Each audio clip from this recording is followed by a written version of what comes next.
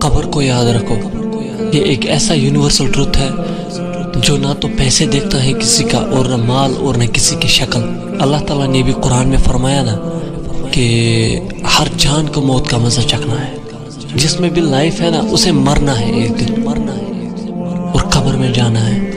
نبی علیہ السلام نے فرمایا انسان کے 3 دوست ہیں، 2 قبر سے باہر ہی رہ جاتا ہے اور ایک ہی قبر کے ساتھ جاتا ہے۔ اس کے رشتہ دار اور مال قبر سے باہر ہی رہ جاتے ہیں، اور اس کے اعمال قبر میں ساتھ جاتے ہیں۔ اور دوسرے حدیث میں نبی علیہ السلام نے فرمایا کہ لذتوں کو توڑنے والی موت کو کثرت سے یاد کرو،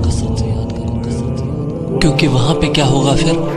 فَمَن يَعْمَلْ مِثْقَالَ ذَرَّةٍ خَيْرًا يَرَهُ وَمَن يَعْمَلْ مِثْقَالَ ذَرَّةٍ شَرًّا يَرَهُ۔ جس نے ذرہ برابر بھی نیکی کی ہوگی وہ اسے دیکھ لے گا وہاں پہ، اور جس نے ذرہ برابر بھی برائی کی ہوگی وہ بھی اسے دیکھ لے گا۔